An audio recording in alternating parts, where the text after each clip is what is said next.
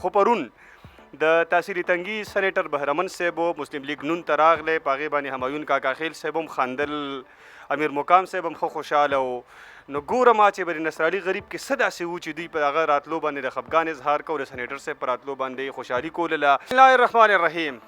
د خیبر ترجمان ټلویزیون قدرمنو کتونکو السلام علیکم. سنگرخان ما څو ورځې مخکې د ضلع چارسدي د تحصیلي تنګي نصر علي خان چې کله په مسلم لیگ نون کې شمولیت وکړو، نو په هغې باندې د صوبایي صدر د مسلم لیگ نون امیر مقام صاحب له طرف هم رد عمل رالی. په هغې کې بیا ما ذاتي طور د چارسدي د ضلع صدر مې همایون کاکا خیل صاحب انټرویو وکړه. هغه هم په دغه خپله انټرویو کې د نصر علي خان په شمولیت باندې د خفګان اظهار وکړو. خو پرون د تاثیري تنګي سېنیټر بهرمن صاحب مسلم لیگ نون ته راغلی، په هغې باندې همایون کاکا خیل صاحب هم خندل، امیر مقام صاحب هم ښه خوشحاله و.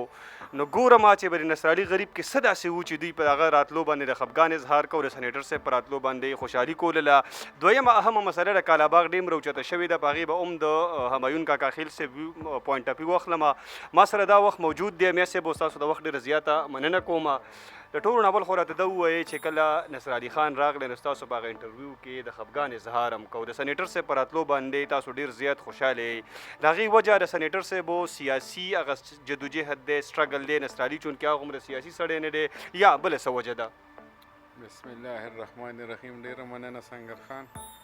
زه خو به دا ووایم چې موږ د چا په راتلو باندې چې دی نو خفه کیږو نه، او نه زمونږ چا سره څه ذاتي خفګان یا بدي شته دی. پاتې شوه خبره د بهرمن خان، نو بس دا څنګه تاسو ته نه دی ټولې دنیا ته پته لګي چې دا یو نوم دی د شرافت، یو داسې معیار دی.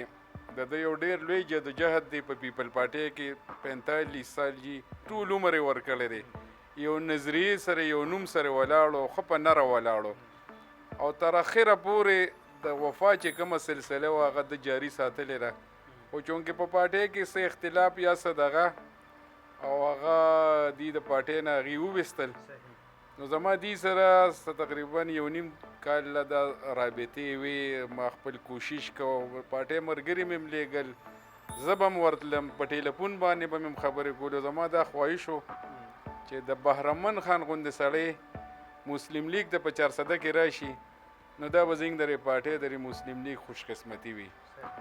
او وخت پکې ولګېده، خو شکر الحمدلله زمونږ چې کوم خواهش و د زړه نو هغه پرون پوره شو، او یو ډېر ښکلی پروګرام په اسلام آباد کې وشو چې په هغې کې زموږ د پارټۍ ټول قیادت، انجینیر امیر مقام صاحب، مرتضی جاوید عباسي صاحب، زمونږ د چارسدي ضلعې ټول تنظیم، مختلف ضلعو ایم پی ایګان، منیګان او مرکزي لیډرشپ، هغه پکې ډېر ښکلي په ګڼ تعداد کې موجود و. دوی ته یې ویلکم وکړه، او زه نن د زړه نه خوشحاله یم، ځکه چې دا یو داسې کس دی چې دا ماته پته لګي بعضې خلک راشي په پارټۍ کې مسلې جوړوي، خو دا هغه کس دی د ده ما ډېر صفات اورېدلي چې دا مسلې ختمولو والا کس دی. خو دا زمونږ خوش قسمتي وه چې دوی پرون یو داسې ښه فیصله وکړه چې هغه زمونږ د ډېرې مودې نه خواهش و. نو الحمدلله چې داسې خلک راغلي نو موږ پرې ډېر زیات خوشحالېږو. میا صاحب د خوشحالۍ تاسو بار بار اظهار کوئ، څنګه د بهرمن صاحب یو سیاسي سړی دی، تقریبا 44 سال هغه په پیپل پارټۍ کې تیر کړل، یعنې هغه لوټه ورته موږ نه شو ویلی چې کوم سړی خپلې پارټۍ بدلوي، بس د پارټۍ سره چې اختلافات راغلل هغه وویستو. دویمه پارټي د هغه هم سیاسي سړی دی، خامخا به یو پارټۍ ته تلو. د ده چې کوم هغه صلاحیتونه دي هغه به څنګه یوټیلایز کوئ؟ پاکستان مسلم لیگ نون به په چارسده کې ریوایف کوئ څنګه؟ انشاءالله ما اوس تاسو سره دغه نه مخکې بهرمن خان سره خبرې وشوې، تفصیلي خبرې وشوم، په دې باندې م ګپ ولګو، بلکې هغې دا ووایي چې یاره کلونه ملونه پکې نه دغه کوو، په څو میاشتو کې به تاسو ته انشاءالله د دې رزلټ معلوم شي. ما ته پته و، زما یقین دی پوره چې بهرمن خان یو داسې سیاسي ورکر دی چې په هر ځای کې د هغه ملګري ډله پره او د هغه دوستان شته دي، او انشاءالله اوس به ولدي دعوت ورکوي. او لکه ما ته چې دی ډېر اسانه شوه، د بهرمن خان په راتلو باندې ما ته ډېر اسانه شوه. انشاءالله د پارټۍ چې دا کومه کمزوري ده نو دا به د دې په راتلو سره چې دی نو دا به انشاءالله الله پاک رحم وکړي او ډېر تکړه تکړه خلک به زموږ مسلم لیګ ته راځي انشاءالله. ټیک ده میا صاحبو دغه پوینټ اپ ویو خو ستاسو مخې ته راغله کالاباغ ډیم ویلی کېږي دا چې وفاقي حکومت چونکې موجوده وخت د شهباز شریف صاحب پرایم منسټر دی د هغه کابینټ دی هغوی کالاباغ ډیم جوړول غواړي.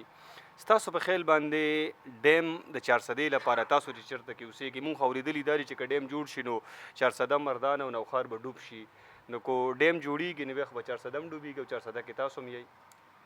نو زه خو به دا ووایم ګوره زمونږ قیادت چې کوم دی نواز شریف صاحب شهباز شریف صاحب دا همیشه د دې ملک د مفادو سوچ دی کړی دی او زما په خپل لیډرشپ باندې د الله نه پس په دې باندې پوره یقین دی چې دی به داسې فیصله نه کوي چې هغه به د یو ضلعې د یو صوبې عوامو ته به پې تکلیف وي یا به هغې ډوبیږي. دا شهباز شریف او نواز شریف دا چې دی نو یوازې د پنجاب لیډران نه دا د ټول ملک لیډران دي او د ټول ملک دغه احساس دی سره دی نو هغې چېرته هم داسې فیصله نشي کولی چې یا به چارسده ډوبیږي یا به ناخر ډوبیږي یا به چې دی نو مردان ډوبیږي. هغې چې څه فیصله کوي د هغې به خپل ټیکنیکل ټیم وي د هغې نه به مشوره اخلي او د هغې مشورې په رڼا کې به بیا هغې ګوري چې آیا د ملک دپاره دا یو ښه منصوبه کیدی شي او عوامو ته تکلیف نه وي. نو زما په خیال کې یو شي ښه وي عوامو ته فایدې او نقصان ني نو په هغې باندې خو بیا وړو د اعتراض څه ګنجایش نشته. مې صاحب دا کم خلک چې سیاسي پارټۍ نه دي خصوصا عوامي نیشنل پارټي ده قومي وطن پارټي ده د هغوی دا سټانس دی چې یاره چارسده به ډوبیږي او کالاباغ ډیم د هغوی ډېر په شدید الفاظو سره مخالفت کوي نو څنګه ګڼئ چې بیا دوی په دې کالاباغ ډیم باندې خپل سیاست کوي؟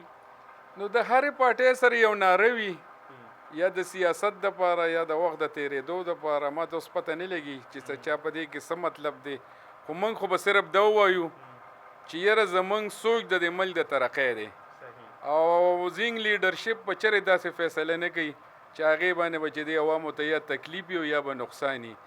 یو خو سیاست کول دی او یو د ملک خدمت کول دی نو انشاءالله موږ ملک خدمت والا کار یو نارو والا خلک نه یو د خدمت باندې م انشاءالله دا پوره دغه دی چې زینګ لیډرشپ په ښه فیصله کوي د عوامو دپاره. ټیک ده میا صاحب مصروفه وئ موږ له وخت راکړه ډېره زیاته مننه م کومه خوشحاله اوسئ. تاسو ډېره مننه الله مو ډېر عزتمند ساته ډېره مننه.